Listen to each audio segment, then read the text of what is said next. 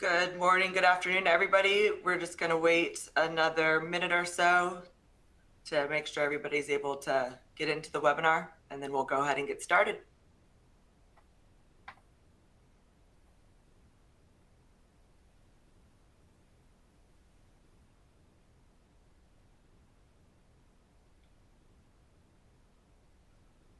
All right, here we go. So again, good morning or good afternoon, and thank you for joining our webinar covering Privacy Pays, the competitive advantage you can't afford to ignore. And this is by our Knowledge Certification group here at SGS. My name is Katie Warlick, and I am the Business Development Manager for Information Security with SGS. I primarily work out of our North America location with our primary speaker here, Willy Fabritius. Willy, I'll let you go ahead and introduce yourself. Thank you, Katie.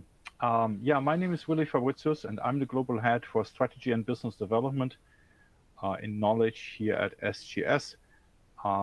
So I joined the company a couple of years ago as I said, Global Head for Strategy. In my previous life, though, I have been an auditor for all kinds of ISO management systems, and I also have the privilege to serve on some ISO committees, namely SC27 and SC42, which are the ISO committees that are responsible for publishing ISO standards like ISO 27001 or the new and upcoming ISO 42001, which is the AI management system standard. Back to you, Katie. All right, thank you, Willy. So we've got a serious expert here speaking with us today. But just to go through our agenda, so we'll do a quick introduction on SGS and the applicable standards, where we support in the areas of protecting information security from a global perspective. We'll go over some of the questions to consider for your business when thinking about how privacy relates to your organization and what you have to adhere to. We're going to talk a little bit about data privacy and data security. Are they the same? Are they different? Some of the data privacy challenges and threats that are out there today that we are all facing, whether at home, in the office, anywhere. And then we'll get into some of the different regulations and certifications to help support data privacy for your organization. So SGS in a brief, we actually started out in 1878 as a grain inspection house in France. And since then, SGS has grown to be the world's leading testing, inspection, and certification body. So we're number one. We've got about 98,000 employees globally, 2,650 offices, and over 200,000 active certificates. To give you an idea of some of the different certifications that we offer outside of specifically just data security, we have our ISO 27001 management system, TISAX, Europrivacy, which we'll get into a little bit more during this presentation, ISO 27701, which a lot of people on this call may be familiar with. That's your privacy information management system. And then we also have some of the piggyback standards for 27001, which is related to cloud security and PII in the cloud. We also have, as Willy just mentioned, ISO 42001, that's your AI management system, IT service management, business continuity, and the list goes on. And Willy, I will let you start to describe the 4 pillars from a global perspective. Sure. Thank you, Katie, for the overview and the introduction. So from our perspective, there are 4 important pillars to protect your data and make sure that you are secure and that your company is resilient. The first pillar is certification. Certification can be done against some international standards or national standards, but for all intents and purposes, the majority of certifications are really based upon some ISO standards. And predominantly, when it comes to information security, the standard we are really talking about is ISO 27001. that standard in itself is already some 20 years old and is now in the third or fourth revision and has been updated subsequently many times. And I can tell you from my experience sitting on SC27, this is a very interesting process because parties from all around the world, literally from every country, are coming together and discuss what are the new threats and the new issues that companies are facing, so that this can be baked into some kind of set of requirements, so that then we, the auditors, can come in and say, do you fulfill those requirements? Yes, no. And if your company fulfills those requirements, then we issue a certificate stating so that the requirements of the applicable standard, in this case ISO 27001, has been fulfilled.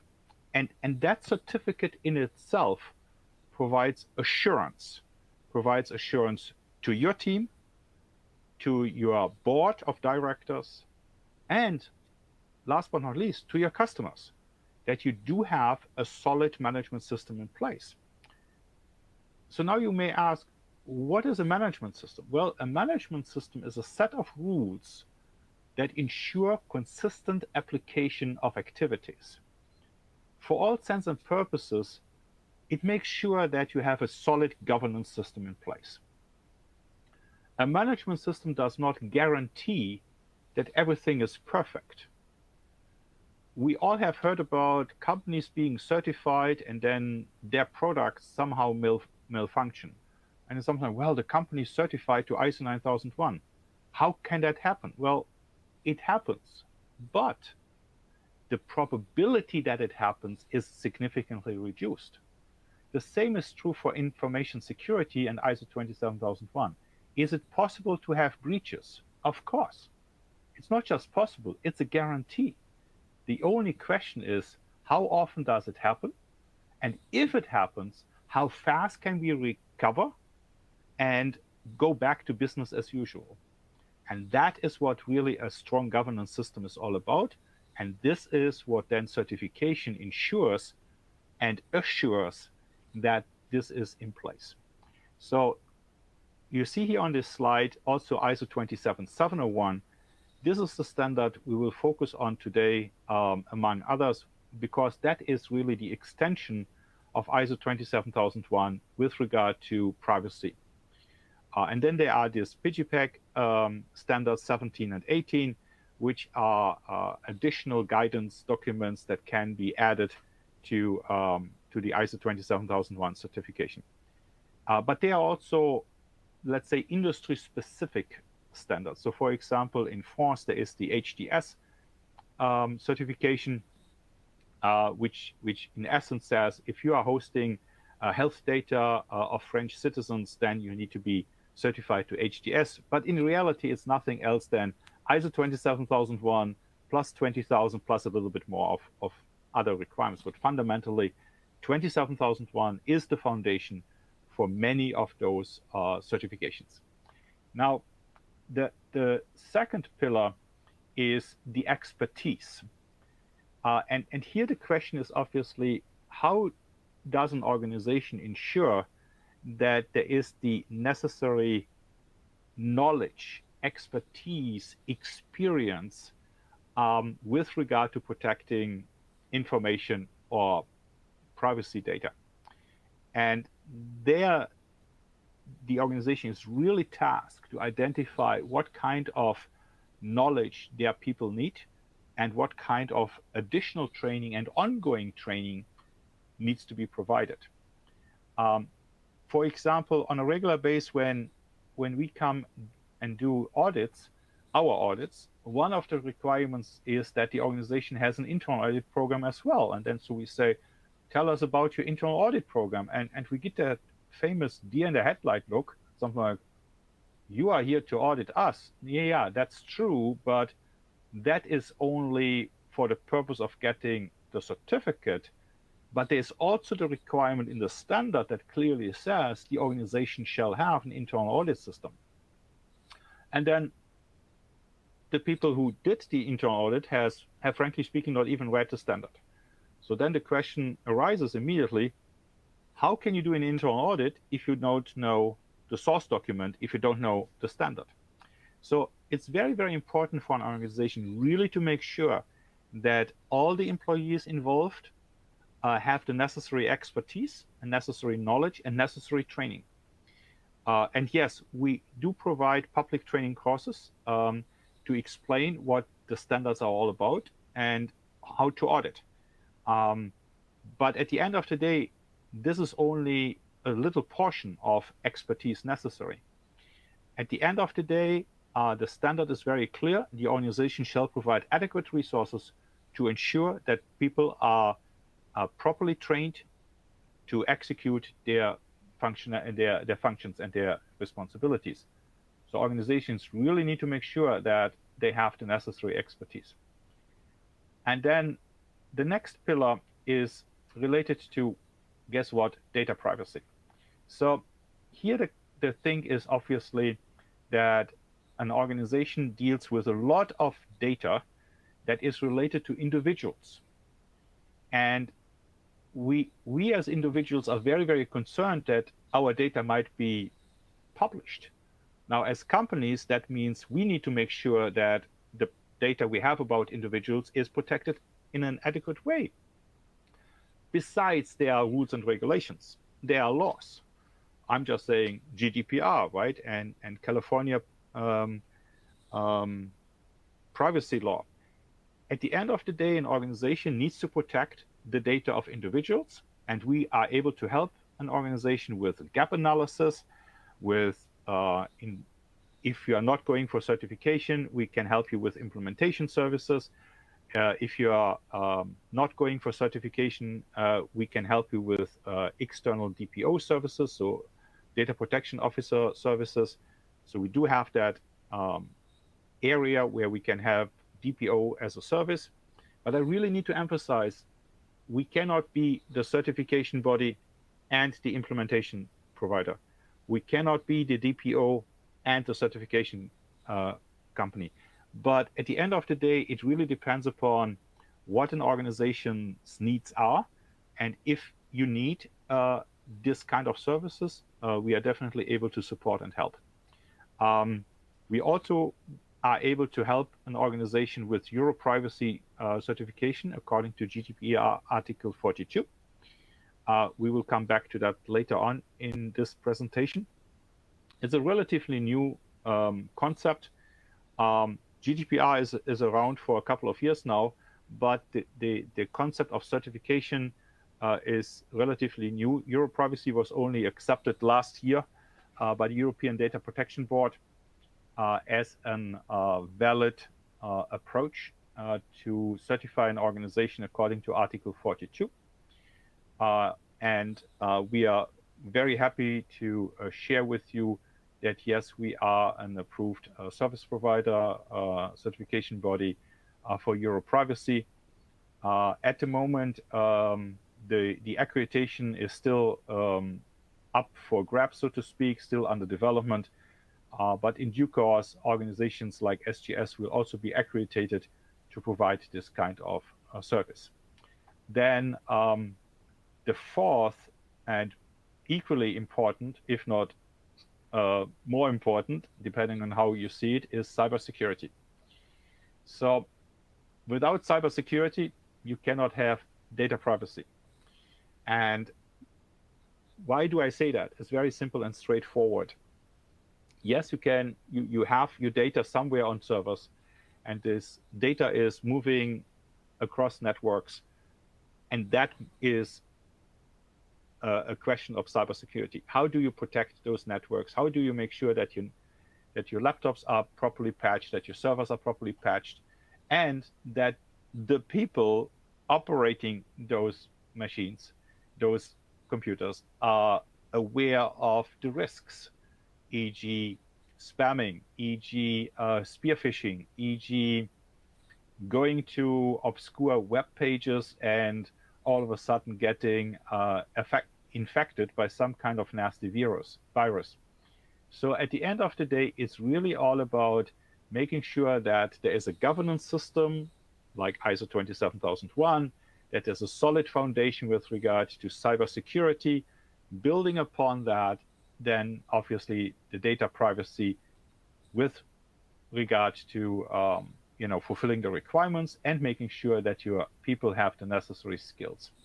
So if you now put that all together onto one slide, it's a little bit overloaded, but at the end of the day, it comes down to assurance via certification, ensuring that your people have the necessary expertise, protecting the data of individuals, and then making sure that cybersecurity is up to snuff in your organization.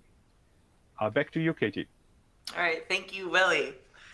So some of these questions may sound a little familiar to yourselves. You may have asked this within your organization, but a lot of businesses, and especially our customers, they often ask questions and have concerns regarding privacy standards in general, especially as they pertain to data protection and regulatory compliance. So just to go over this, these are the top 5 questions businesses and our customers commonly ask. So 1, what privacy regulations apply to our business, right?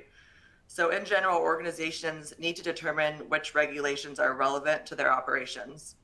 Some of the questions that you may have asked yourselves as well is whether or not you need to comply with GDPR in Europe, or whether or not you need to comply with the California Consumer Privacy Act, or any other regional or industry specific regulations. So this is definitely the top question that organizations are asking, is what privacy regulations apply to our business.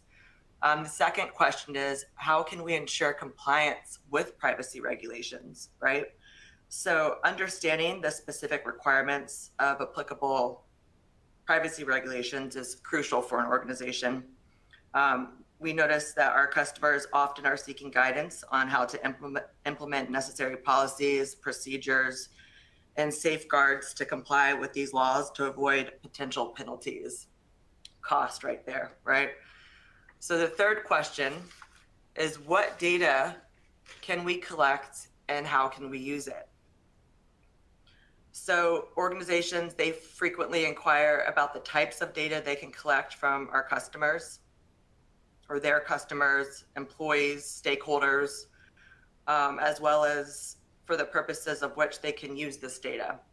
So clarity on data collection and usage guidelines is essential in order to avoid privacy breaches. Again, back to cost. The fourth question, how do we protect customer and employee data?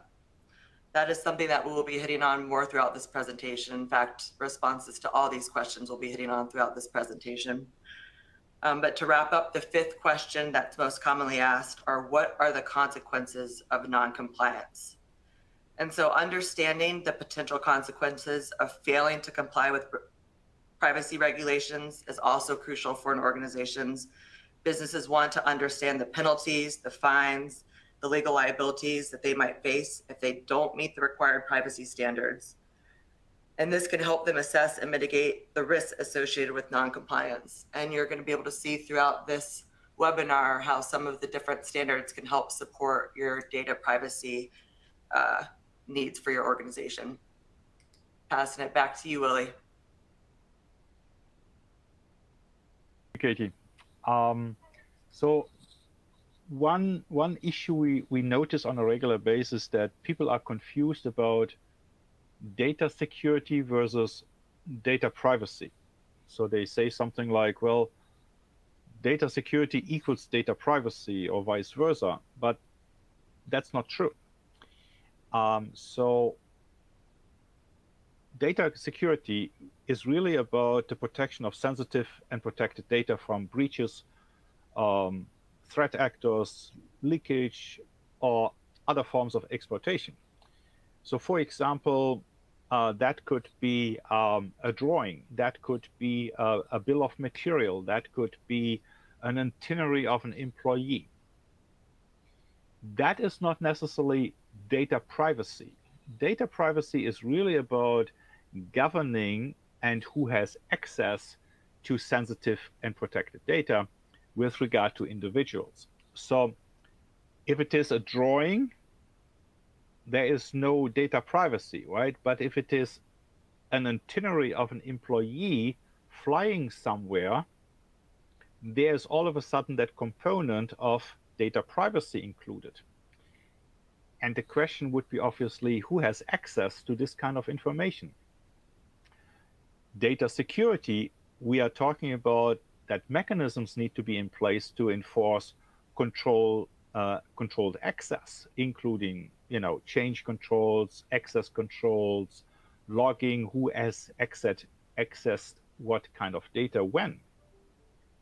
That is independent of what kind of data it is. Who has accessed that drawing? Who has accessed that bill of material? On the other hand, when it comes to data privacy, there's the question, what kind of consumer and data subject data do we have available, and who has deleted that? And how are we using it for the right purpose? So on a regular basis, you may have come across those cookie policy acceptance things on websites. How is that being used, and is that getting properly managed? If you're subscribing to a newsletter, does this automatically also mean that you have to be bombarded with all kinds of other emails? No, it doesn't, because you subscribe to this one newsletter, not to all the others. But an organization really needs to have a good mechanism or good mechanisms in place to ensure that this is done properly. Data security or information security addresses CIA. And obviously that stands for Culinary Institute of Americas. Just kidding. It stands for confidentiality, integrity, and availability. So in information security and data security, we are interested in, is the data available? Is the data secured? And is it not manipulated?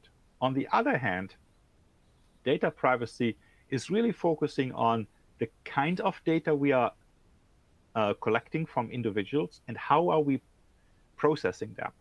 So for example, Katie has obviously my first name and my last name. Duh, we are working together. She has obviously my email address. But despite the fact that we are working together for, I don't know, Katie, correct me if I'm wrong, 12 years or so, she doesn't know my birthday. She doesn't need to know it. She doesn't know my home address. She doesn't need to know it. And that is the kind of stuff where, the privacy portion kicks in. Now, our HR department has all that information I mentioned. But there's a difference between protecting data in general versus protecting data of an individual. Is there an overlap between data security or information security, respectively data privacy? Of course. Both need to define policies and procedures to classify and store and access the data. Because if there is no policy, how would people know what is the right thing? What can I do? What must I not do, right? And the same is true that there is some kind of overlap with regards to establishing and enforcing crypto technology to ensure that the data is protected and the privacy data is protected. And then there might be different legislations between, protecting data versus protecting individual data. And we see more and more global regulations that explicitly protect the data of individuals or data subjects, as they are sometimes called in some regulations. And that has potentially significant financial implications on an organization if that kind of data is leaked, if that kind of data is getting into the wild. GDPR has very, very stiff penalties associated with breaches. And I can tell you that the EU AI Act that was announced this week has even stiffer penalties for violation of the law. So organizations really need to pay attention to what are the regulations and laws they need to oblige to. And unfortunately, that is not getting easier. It's getting more and more complicated. as we most likely will see on the next slide. And here we see that globally, more and more jurisdictions have their laws. And when we go to the US, we see that even more and more individual states do have their own laws. And as a company, the question would be obviously, how do we know what is applicable to us and how do we manage that? And that is not an easy task, but a management system like the one based on ISO 27001 combined with ISO 27701 will help an organization to be better prepared and be in a better position, much better position to manage all those challenging regulations around the globe. And I think this brings us to the next, to the very first poll. Katie, you want to take over there? Yes. All right, poll question. What are your main challenges, concerns regarding data privacy? And we can see or the attendance on how many people respond, the percentage. So please give it a shot. So is it, where are my users or data subjects? What are the applicable regulations? How to provide a clear and transparent data privacy policy to individuals. D, how to control of data privacy compliance with contractors or partners, or E, how to build confidence with customers and partners. So again, what are your main challenges within your organizations or concerns regarding data privacy? So we'll give it about 30 more seconds for people to respond, and then we will continue on.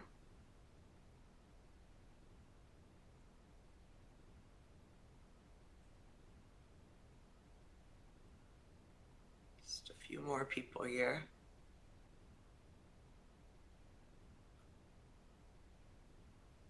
Alrighty. So based on the responses that we see right now, how to control the data privacy compliance with contractors or partners are one of the major top challenges for personnel in this call. Okay. All right, Willy.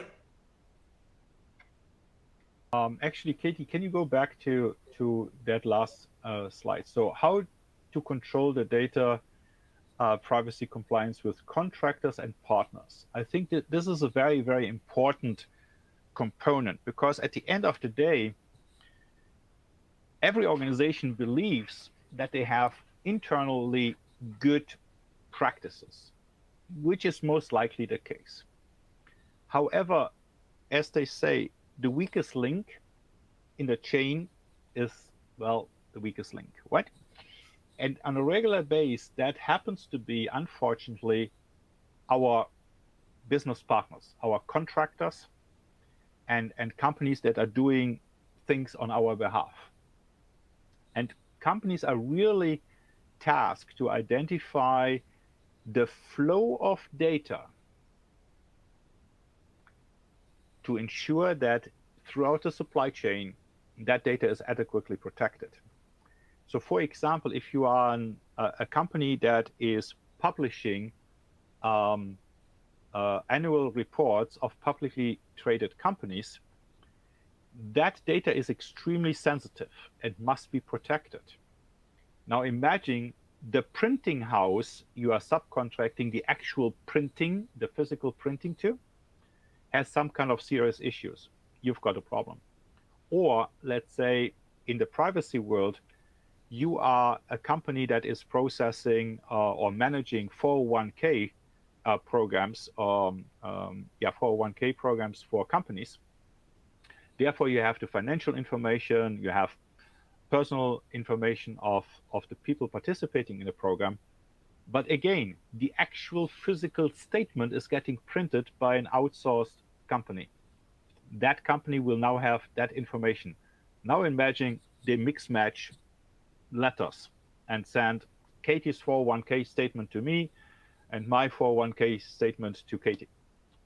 Would be interesting to know, but definitely not according to the law. And that is indeed a serious issue that companies are facing. And I would like to emphasize that both ISO 27001 as well as ISO 27701 are emphasizing the need to ensure that throughout the supply chain, the data is adequately protected. So Katie was already kind enough to go to the next slide.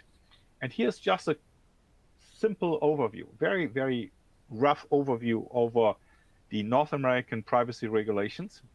And I'm pretty sure we missed several of them. But at the end of the day, it emphasizes that unfortunately, each and every state sooner or later will have their own privacy regulations. And that means that companies need to be aware of those and need to implement appropriate controls to ensure that they are in compliance with the applicable regulations. Just saying, well, I'm located in, I don't know, New Orleans, and therefore I'm only obligated to fulfill the requirements of our state. Nope. You have definitely customers in other states, you have employees in other states, and all of a sudden you will need to fulfill those requirements as well.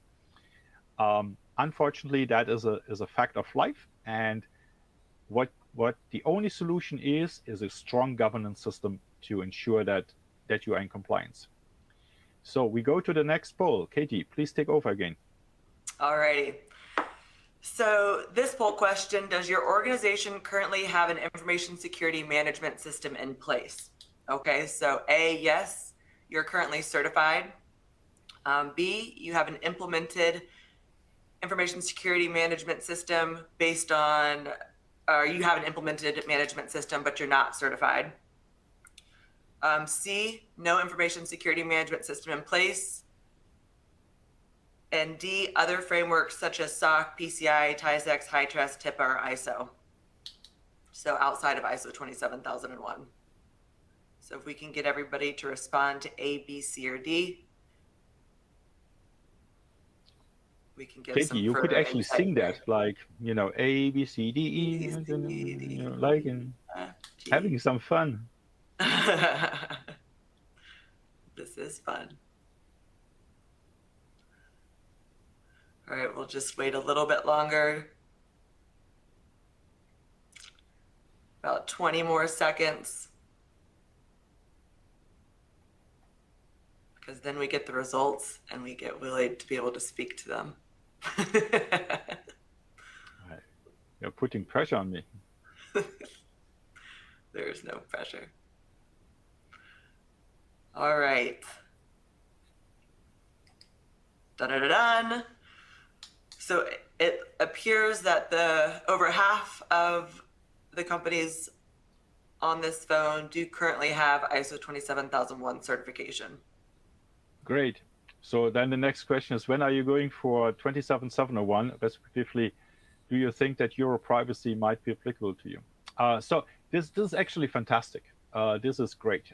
For the few companies that are identifying themselves here as implemented but not certified, respectively no formal system in place, that's okay. There might be no formal need for these companies to be certified, but at the end of the day, it's really about a competitive advantage. It's really about making sure that we internally understand that we are on the safe side, but also providing to our business partners, and in particular to our clients, that assurance, that external assurance that yes, we are doing the right thing. With regard to the other frameworks, whether this is SOC assessments or PCI assessments, TISAX, that depends upon the industry, of course, in which the organization is operating.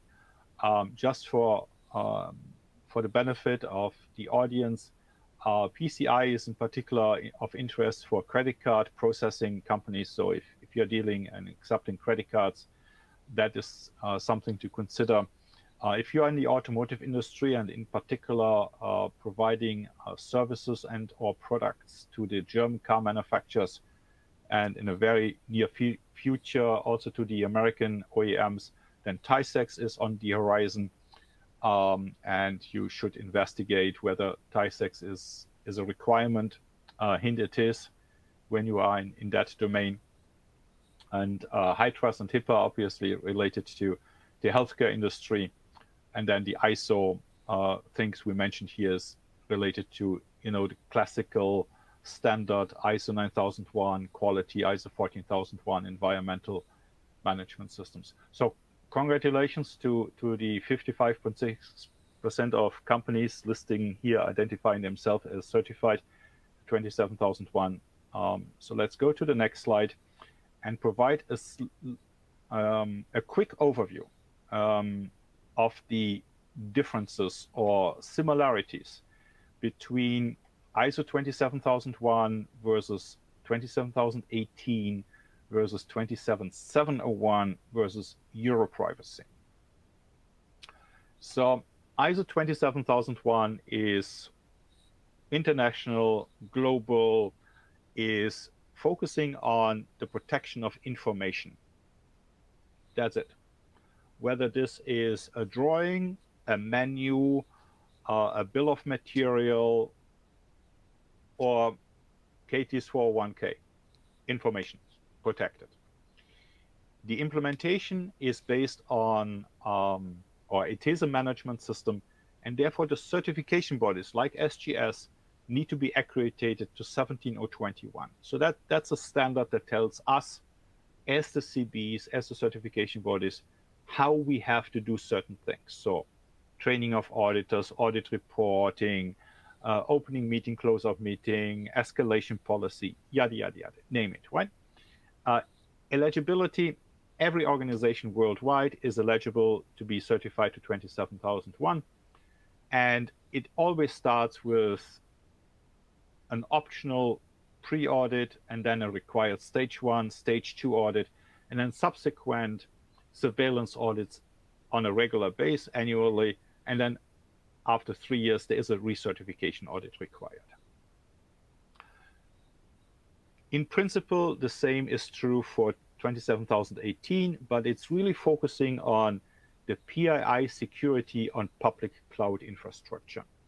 And it can be used actually from both the customers as well as the providers. So if you have a company and you're using, I don't know, Google or AWS or Azure, you can apply for 27018 certification, which is an add-on to 27001. 27701 is a certification standard that is an extension to ISO 27001 and is focused on the protection of personal data. Look at the difference. Personal data on the public cloud versus personal data. So 27701 is more generic and is for the protection of personal data, regardless where it resides. Interesting enough, it contains both requirements as well as guidances. Requirements as an extension to 27001 and guidances as an extension to 27002. Again, it's valid for 3 years, follows the same cycle, and is highly recommended to go for both 27001 and 27701 certification at the same time, because it's a totally integrated system. Now, on the other hand, we have a certification scheme called Europrivacy. And SGS is a partner of Europrivacy for the last, 3, 4, 5 years.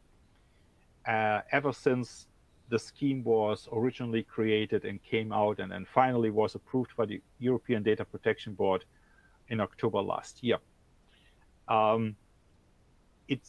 It's really for the protection of personal data of EU citizens processed in the EU. And the interesting thing is that certification bodies like SGS need to be accredited to ISO 17065. And I know that now you say, oh my God, just another number to memorize. No, don't worry about that. That's really for us to know as the CBs.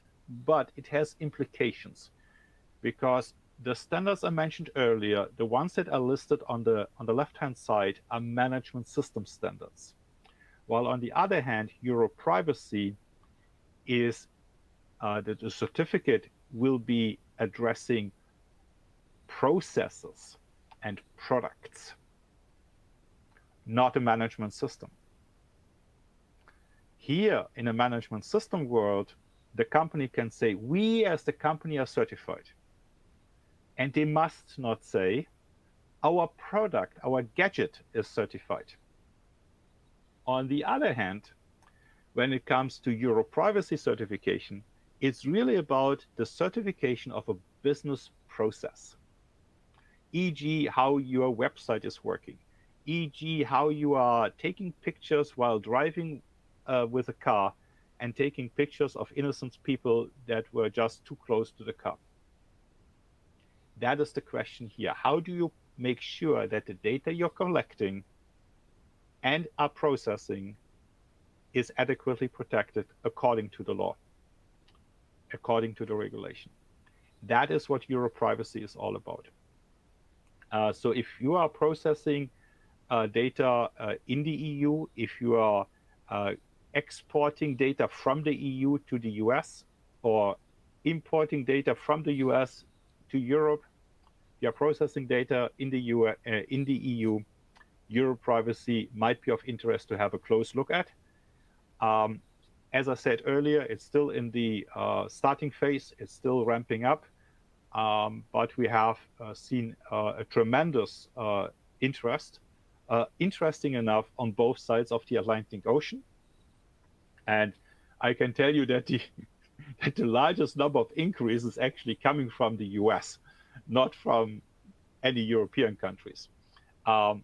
We see interest there, but the interesting thing is that really companies here in the US are very, very interested in that program. So if that is applicable to you, please reach out to us. More than happy to further explain what are the implications and how to go about. Then we have this wonderful slide that helps us to understand a little bit about that connection and that overlap between 27001 as the information security management system, and then the PIMS, the privacy information management system, the 27701, and then how those good practices and the 27002 are working together. At the end of the day, of course, those standards were designed, developed with the goal to be complementary to each other. But the actual certification standards are the 27001 and the 27701. So what are the key benefits of getting certified to ISO 27701? Well, let's rephrase that question. What is the purpose of a PIMS? What's the purpose of a privacy information management system? Well, it's really about making sure that there is some kind of a unified management approach to IT risks throughout the organization, in particular with regard to the risks related to privacy of data subjects. But it also helps with the reconciliation of multiple regulatory requirements. Translation, with all those regulations we saw earlier on the slides, globally or within the US, that management system really makes sure that all that stuff is consolidated and can be managed from one perspective. So let's make an example. Breach notification. I'm pretty sure that all the privacy regulations in the world have something to say about, if something goes wrong, you shall inform. Okay. That mechanism is always the same. The only question that remains is, whom should we inform? In what period of time? Those two parameters are the only difference. And that is the reconciliation. This is the combination of getting through all those regulations, making it in such a way that our governance system helps us to manage it in a proper way. And yes, of course, it also helps auditors, whether they are internal or external, to ensure and audit the system accordingly, and provides the verification of compliance to internal parties as well as to external parties. And 27018, as I said earlier, is an PGPAC standard, which is adding then components with regard to privacy data in the cloud, whether this is from a customer perspective or whether this is from a cloud provider's perspective, that's a different story. But the standard can be applied to both. It's very clearly spelled out in the scope of the standard that both users and providers of cloud services can benefit from that standard. Now, with regard to the controls, yes, there are similarities by intent between, the 27001 and the GDPR standard, as I like to say it, but it's not really a GDPR standard, the Europrivacy scheme. But the important thing is really that ISO 27001 together with 27701 builds a fundamental, builds a very solid foundation upon which then the Europrivacy certification can be built on. So let's make that example again, driving around with the vehicle, taking pictures, making sure that, all the faces of people are blurred and that the license plate numbers are blurred. That is a requirement of the law, of the regulation. But in order to achieve that, you really need to have a solid information security management system. You need to have a very solid privacy management system. And then you can have that process that is ensuring that that vehicle is driving around is solid and fulfills the regulation. So translation, 27001 and 27701, good foundation to be prepared for Europrivacy certification.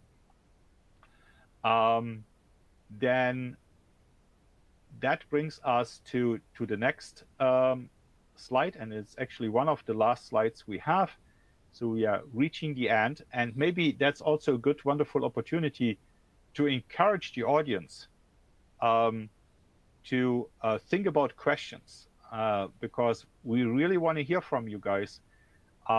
What you think, what kind of questions you have, please put them into the Q&A.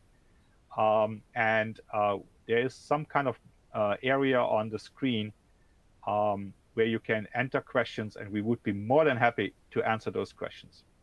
So Europrivacy certification, as I mentioned already several times, validated by the European Data Protection Board last year in October. The certification body like SGS must be accredited to 17065. I mentioned that already in terms of it's about processes and solutions. It's recognized within the EU and applicable to companies primarily operating in the EU, but that doesn't mean it's not for US companies. As I mentioned earlier, the vast majority of interest actually came from the US, or is coming from the US. But yes, the organization needs to have a legal presence in the EU. What can be verified? What can be tested? Well, for example, websites, for example, e-commerce offerings, for example, IoT and facial recognition solution, for example, people management, from HR solutions to hiring solutions to recruiting to 401k service providers, right? So at the end of the day, every offering that somehow processes, somehow touches individuals' data can be assessed and can be certified. So that brings us, I believe, to another poll. Katie. Poll time. Okay. What does your team need to implement an effective privacy management program to secure critical data? Again, if everybody could respond, that would be great. So Willy can give some amazing insight on the next slide based on the results. So A, understanding privacy laws, mandates, which regulations or requirements apply to me. B, data mapping and inventory. C, resources and expertise. D, vendor assessment and management, regular audits and assessments. Or is it E, employee training and awareness? I almost feel like I'm on a game show here right now. Well, Katie, if that is a game show, then you also need to have a gift. Right. The gift is SGS support. But again, that question, what does your team need to implement an effective privacy management program to secure critical data? So we'll just wait for a few more to respond.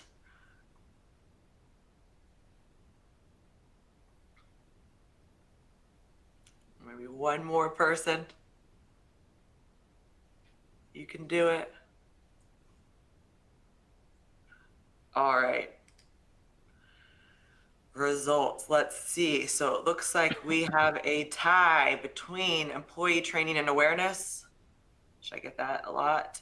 And understanding privacy law and mandates, which regulations, requirements apply to me.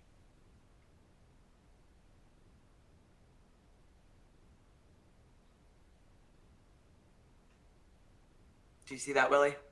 Yeah. I thought you only froze for a noticed second. it after I scrolled down because somehow my screen is not big enough, despite the fact that I have 4 of those.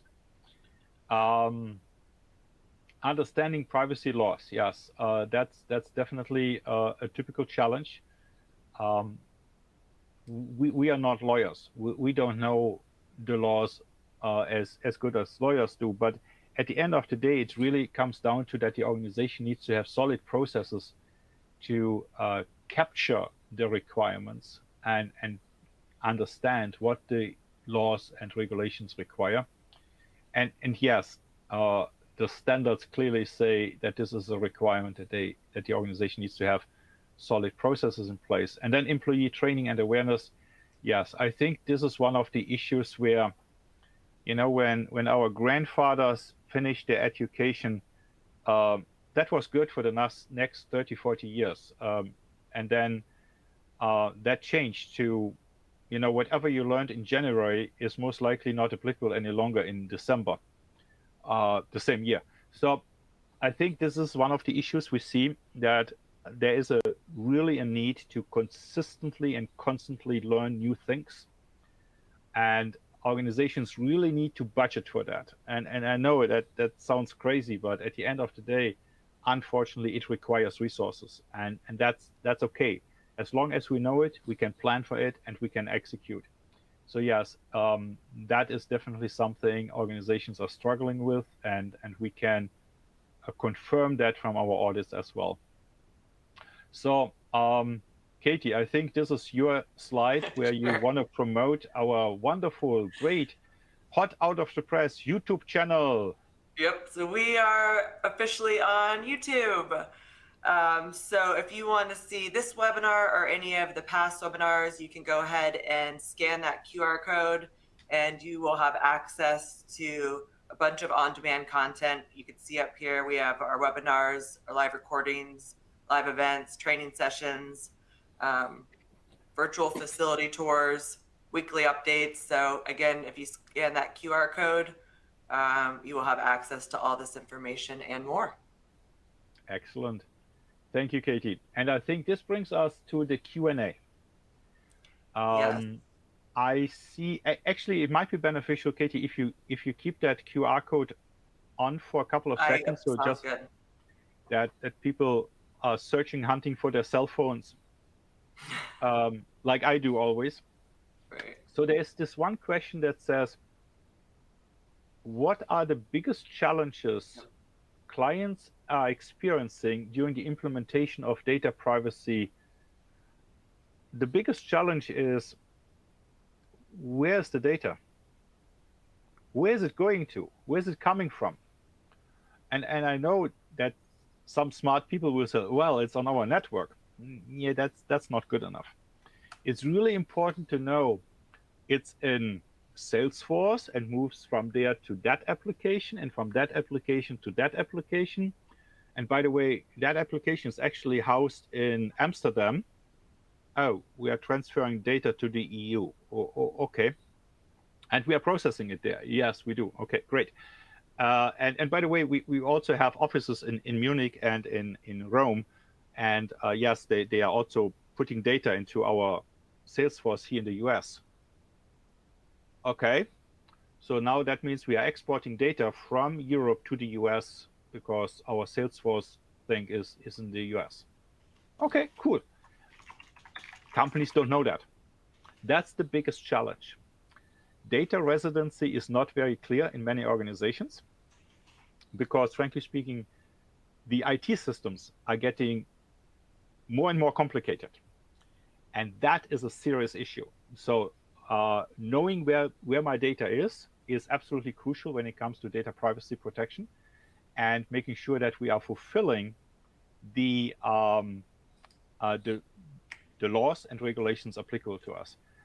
And yes, there is a question related to do we get a copy of the slides? Yes, all participants will get a PDF version of the slides after the webinar. Next question is related to what are the first steps of implementing ISO 27701 and how do we get started? The first step is having a copy of the standard. And as funny and as provocative that may sound, I personally have witnessed in audits where companies are seeking certification to a standard and they don't have a copy of the standard. So yes, getting the copy of the standard is important, but after that, equally important is getting trained. Going to an SGS training course that helps you to understand what ISO 27701 is all about, then really getting that view of an auditor, that mental view of an auditor, how to see the standard is absolutely crucial. So please, if you are interested in getting certified to either 27001 or 27701 or Europrivacy, please, I'm begging you, reach out to us. We do have fantastic training classes available to help you understand what are the requirements and how an auditor is thinking. Because at the end of the day, yes, it's important that you implement the system according to the standard requirements, but at the same time, you also need to make sure that you understand how an auditor is looking at it so that you are prepared when the auditors are coming in.